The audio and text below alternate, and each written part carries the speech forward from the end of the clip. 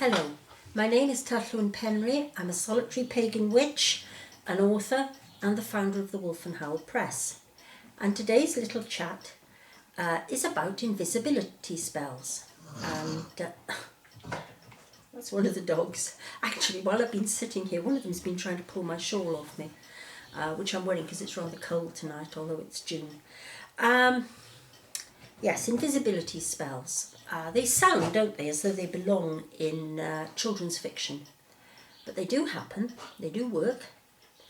Perhaps not in the way that Hollywood would have us think, where it's just and we're gone.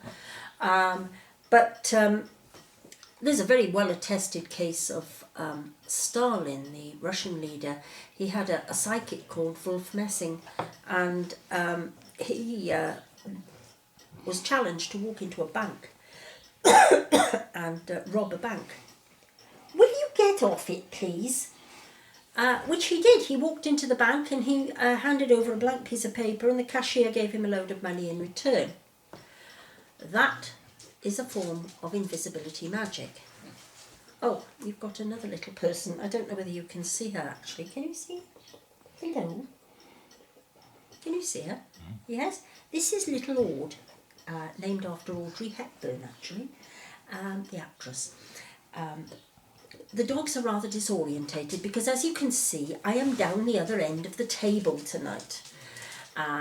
This is because I've left a load of mess over on the other side on the draining board, and to avoid you seeing this so that it looks nice and tidy, we decided we would film tonight sitting down this end of the table instead, except the dogs do not really adjust very well to it.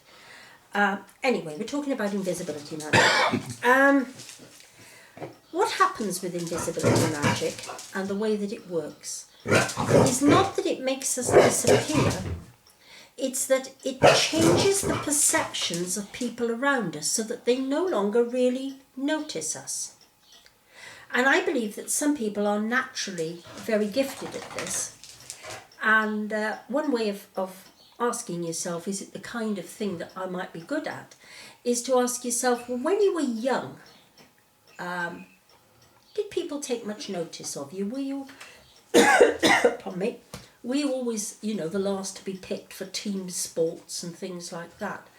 Because if you were, the chances are that invisibility magic is going to suit you right down to the ground. And I think what happens is that children are born with a natural aptitude for this. And I think as we get older, we are persuaded that we need to conform. We need to stop having imaginary friends, stop talking about fairies and magic and what have you. And we are encouraged to be more like everybody else around us who is older. And I think this actually is how we become noticed. We become noticed when we become like everyone else.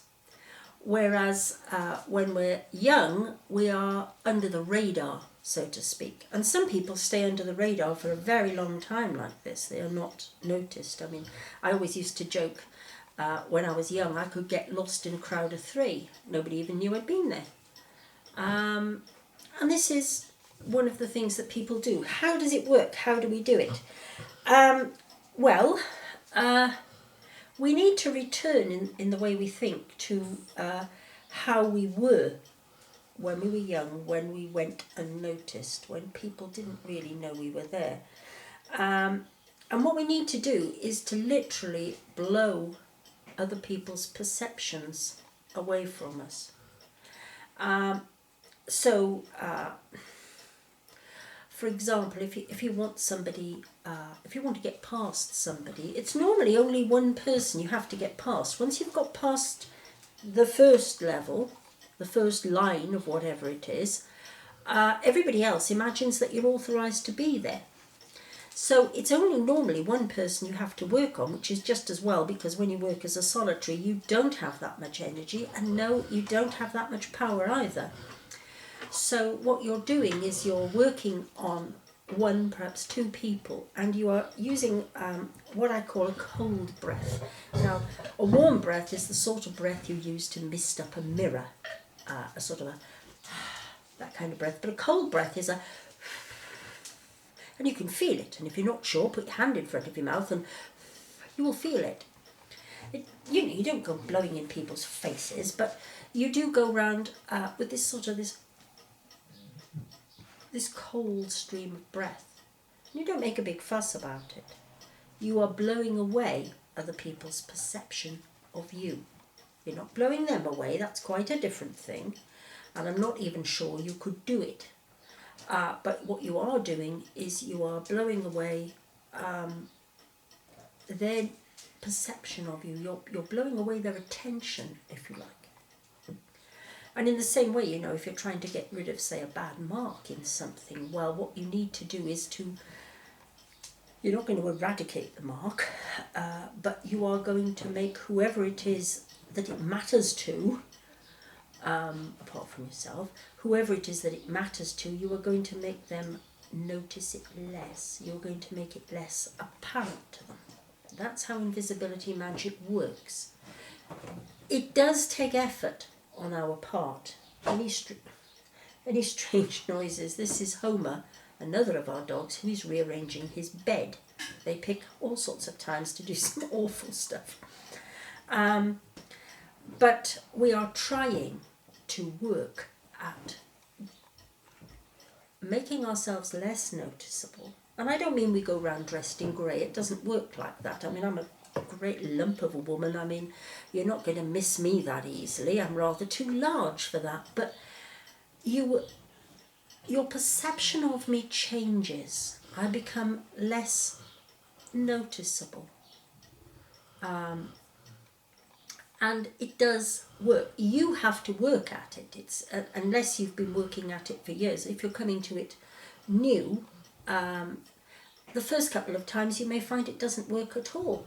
But you have to keep at it. Like all forms of magic, it is something you need to work at. And you need to write down your efforts, how you did it, what you tried to do.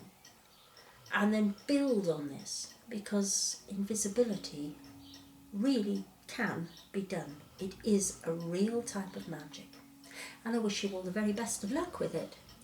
And thank you for listening. Goodbye.